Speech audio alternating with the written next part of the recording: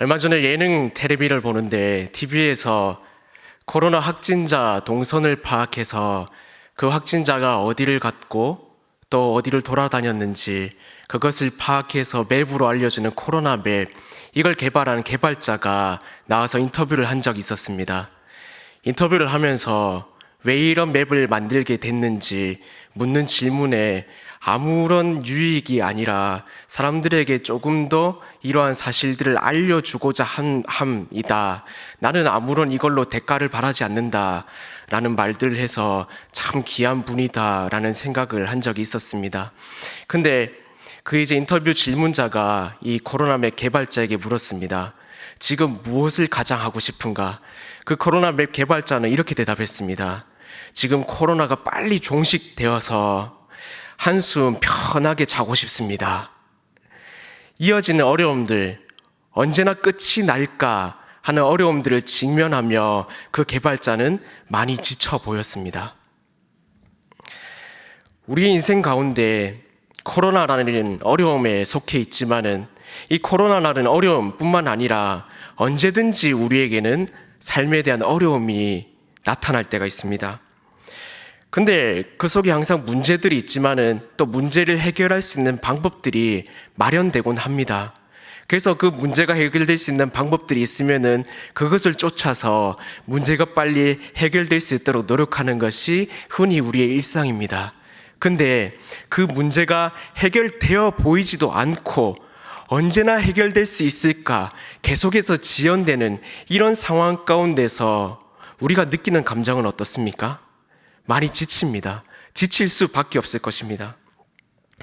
그러나 이런 개인적인 문제들 속에서 우리가 가지고 있는 신앙은 굉장히 많은 도움이 됩니다.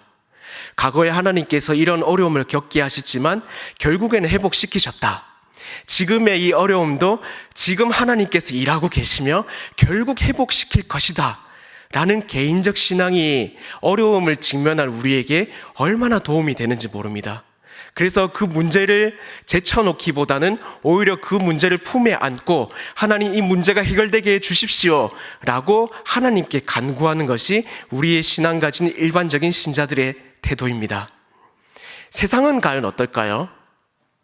참 요즘에 힘들어하는 사람들을 흔히 쉽게 찾아볼 수가 있습니다. 제가 이틀 전에 차를 정비할 일이 있어서 차량 정비소에 갔습니다. 막 직원들이 분주하게 움직였습니다. 왜 이렇게 분주한가 봤더니 기존에 있던 직원들 격일로 근무하면서 사무일 하시는 분들 그리고 실전에 이제 차를 고치시는 분들 다 이제 일을 도맡아서 하느라 좀 분주했다는 겁니다. 근데 이제 그분들 하시는 게 여기는 그래도 큰 사업장이니까 이 정도로 돌아가지 다른 공업사는 거의 다 문을 닫았습니다 라고 말을 하는 겁니다. 하루에 한 40대가 들어온다 치면은 10대도 안 들어온다는 겁니다. 우스갯소리로 그분들이 하는 얘기가 뭐냐면 심지어 사고도 안 난다고, 지금 차가 너무 안 들어온다고 이런 얘기도 하는 것을 제가 듣게 되었습니다. 이뿐만 아니라 뉴스를 보니까 항공사라든지 기업에서 수습으로 일하시는 분들이 계약이 만료됐다, 종료됐다 이러면서 이제 집으로 돌려보내는 그런 소식들이 계속해서 들리는 것을 살펴볼 수가 있었습니다. 이뿐이겠습니까? 자영업자들은 울상입니다. 경제가 완전히 멈춰 버렸으니까요. 그 고통과 어려움들이 되고 있으니까 또 피부로 더 와닿으니까 저도 마음이 무겁더라고요. 일반적으로 세상은 이런 문제를 어떻게 해결하냐면은 더 상황이 악화되지 않도록 문제를 안기보다는 끊어버립니다. 손해를 보지 않는 방법을 사용합니다. 지난 3월에 세상을 뜬 잭 웰치라는 기업가가 있습니다. 이 기업가는 GE라는 기업을 위기로부터 구해낸 인물로 유명했습니다. 위기의 상황 속에서 잭 웰치는 당시에 그가 CEO로 있던 GE라는 기업에 위기에 봉착됐을 때 1, 2위가 다투는 사업이 아니면 모든 사업을 접으라.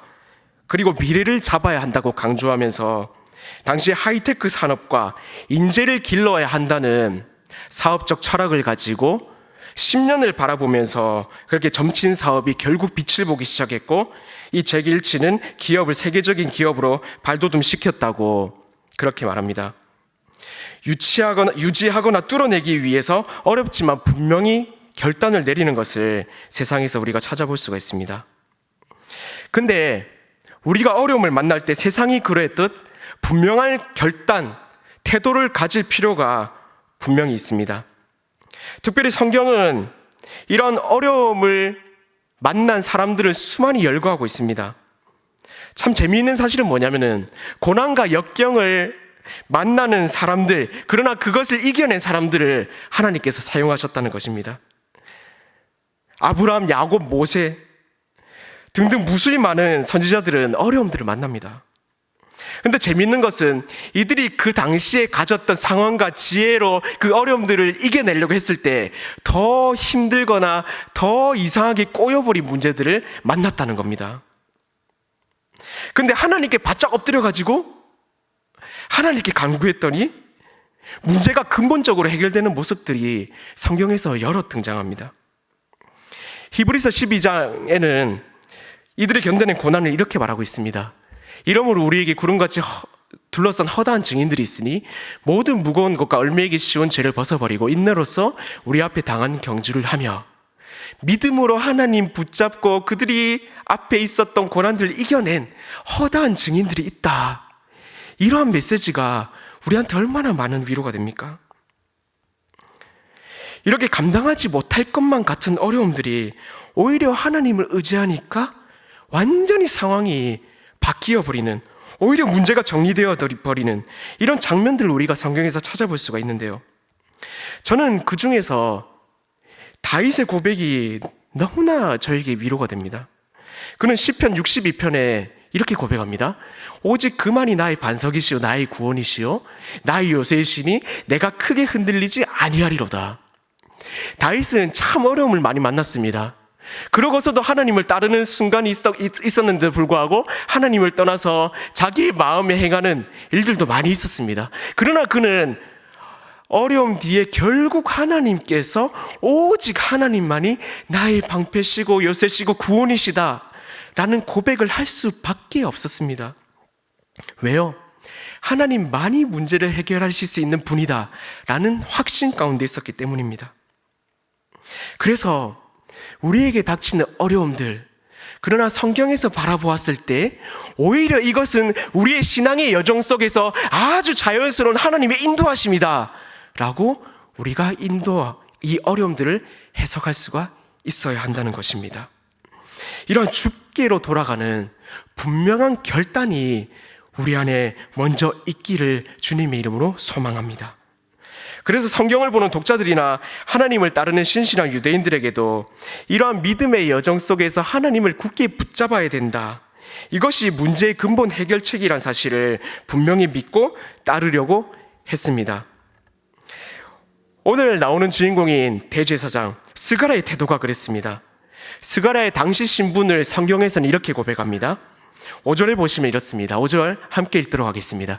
유대왕 헤롯 때에 아비야 반열에 제사장 한 사람이 있었으니 이름은 사가랴여 그의 아내는 아론의 자손이니 이름은 엘리사벳이라 라고 말합니다. 아비야 반열에 있었다는 것, 당시 조세푸스의 기록을 찾아보면 1세기에는 대략 18,000명 정도 되는 제사장이 있었다고 합니다. 그 중에 한 명이 아비야였습니다. 사가랴였습니다. 그리고 역대상 24장 6절부터 10절을 한번 살펴보시면은 이 사가랴가 아비야 그쪽이 이제 반열에 있었다는 것을 우리가 쭉 살펴볼 수가 있는데요. 6절에 보시면 레위 사람 느다넬의 아들 서기관 스마야가 왕과 방백과 제사장 사독과 아비야의 아들 아히멜렉과 및 제사장과 레위 사람의 우두머리 앞에서 그 이름을 기록하여 엘르아살의 자손 중에서 한 집을 뽑고 이다말의 자손 중에서 한 집을 뽑았다. 그 밑에 이제 맨 밑에 10절을 보시면 7째는 학고스요 8째는 아비야였다, 이렇게 기록하고 있습니다.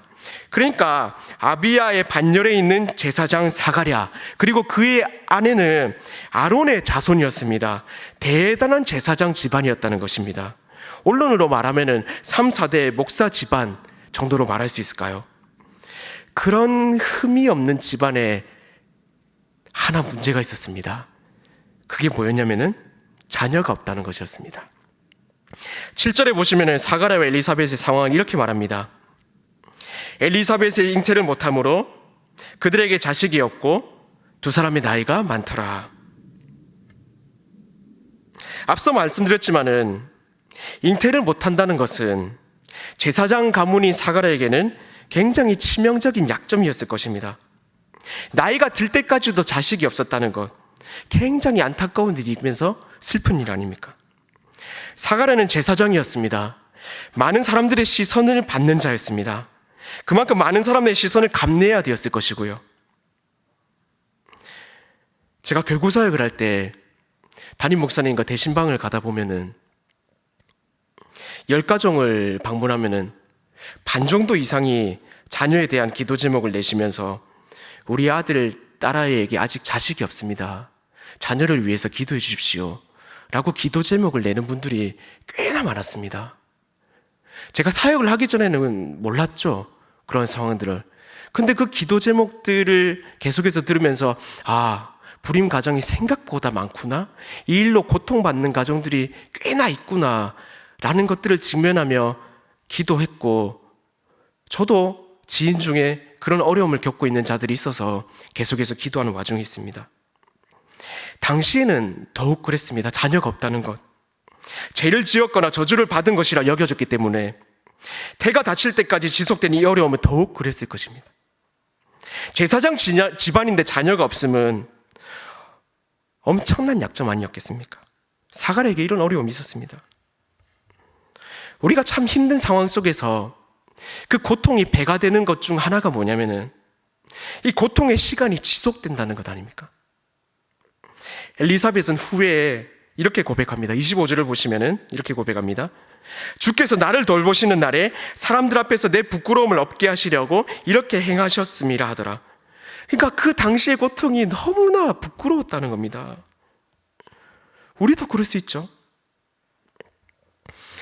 우리에게 언제나 해결될 수 있을까? 끝이 보이지 않는 문제 가운데 우리가 속해 있다면은 사단은 어찌나 이 상황들을 좋아하는지, 우리의 어려움이 부끄러움을 생각할 수 있도록 그렇게 감정을 조절하기도 합니다. 이 부끄러움은 다른 게 아니라 영혼의 낙심과 낙담입니다. 저도 짧은 인생을 살았지만 집안에 재정적인 어려움이 있을 때가 있었습니다. 참 그때 얼마나 친구들에게 감추고 싶은 부끄러움이 있었던지, 영적으로도 얼마나 그것이 저에게 수치스러웠던지. 엘리사벳과 사가랴는 더 했겠죠. 엘리사벳과 사가랴, 이 상황을 왜 부끄러워합니까? 부끄러워할 이유가 있습니까? 이 부끄러움, 영혼의 낙심과 낙담, 이것이 끝이 보이지 않는 고난 속에서 사단이 우리의 마음을 조장하는 것이라는 것을 분명히 우리는 알 필요가 있습니다. 정말 저와 여러분 안에 낙심과 낙담으로 인한 부끄러움이 있다면 하나님께서 일하고 계시니 그 손을 하나님께서 붙잡고 인도하신다는 그 믿음을 가지고 하나님을 의지하는 저와 여러분 될 수 있기를 바랍니다. 그때 우리는 이 문제들 앞에서 주저앉는 게 아니라 생각해야 됩니다. 어떻게 우리는 해야 되는가? 이 감당치 못할 문제들 속에서 어떠한 태도를 가져야 하는가? 그 가운데서 사가랴가 취한 태도를 오늘 살펴보고자 하는데요. 사가랴와 그의 아내 엘리사벳을 6절에 보니까 이렇게 성경은 평가합니다. 6절입니다. 다 같이 한번 읽겠습니다. 이 두 사람이 하나님 앞에 의인이니 주의 모든 계명과 규례대로 흠이 없이 행하더라. 모든 계명과 규례대로 흠이 없이 행하는 사람이었다. 모든 흠이 없는, 이 표현은 구약에서 노아와 같은 의인이 없었다라고 말하는 표현과 같은 표현입니다. 분명한 어조로 말하고 있습니다. 이들은 의인이었다. 의인이 무엇입니까? 6절 뒤쪽에 이 사람들은 어떻게 설명하냐면은 주의 모든 계명과 규례대로 행하고 흠이 없었다라고 말합니다. 이 흠이 없었다는 것은 blamelessly, 비난할 것 없이 결박하게 살았다는 것을 의미합니다.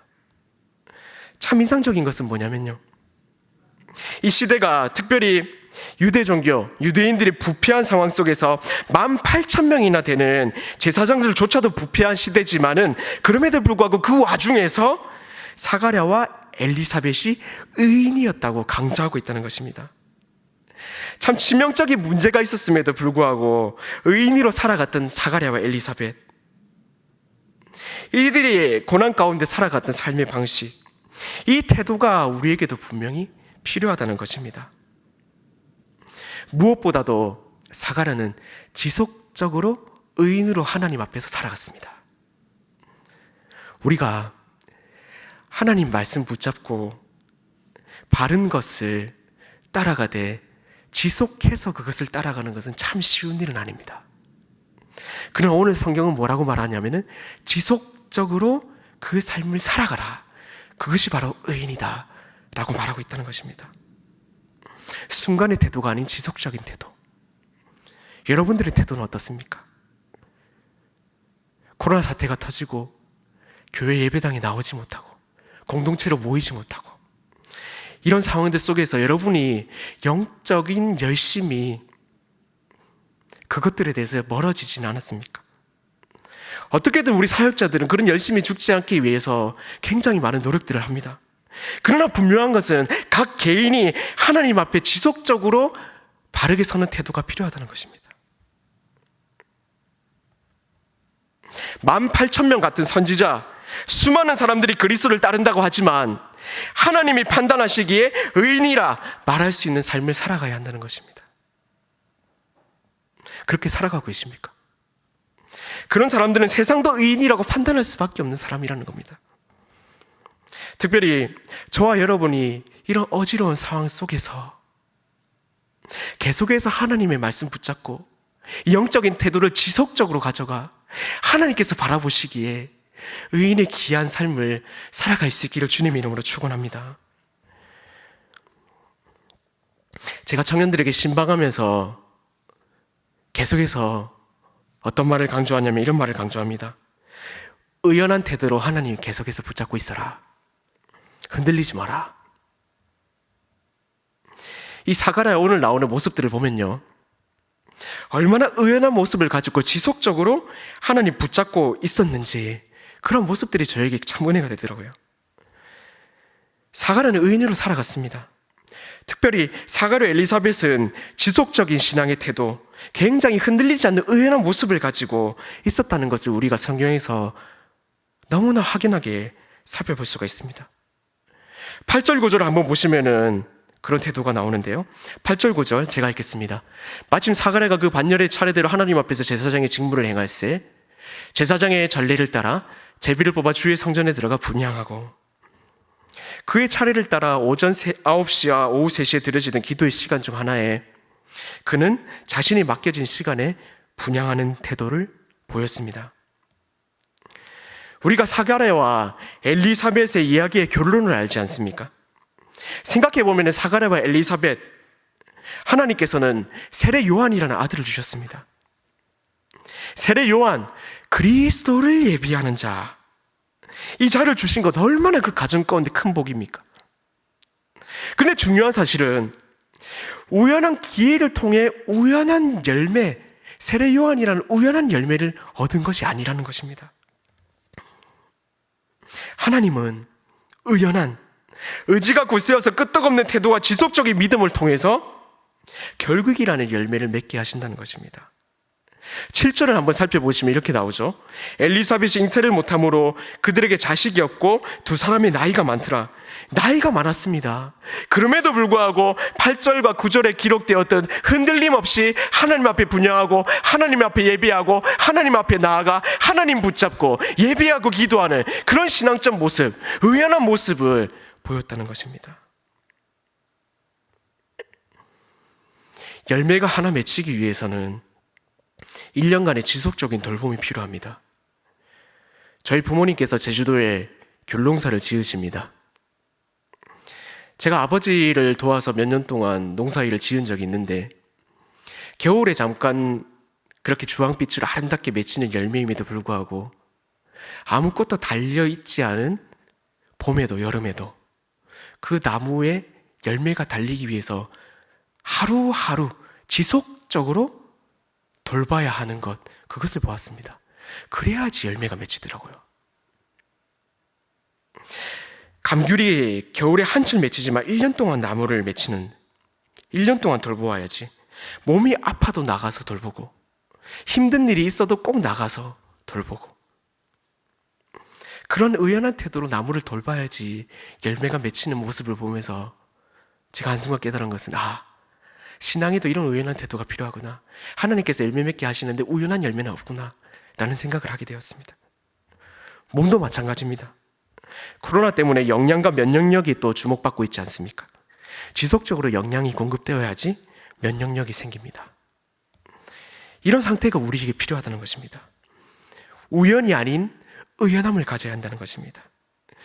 우리에게 지속적인 모습을 통해서 하나님은 분명히 일하실 것이고 열매 맺게 하신다는 사실을 믿으시기를 바랍니다.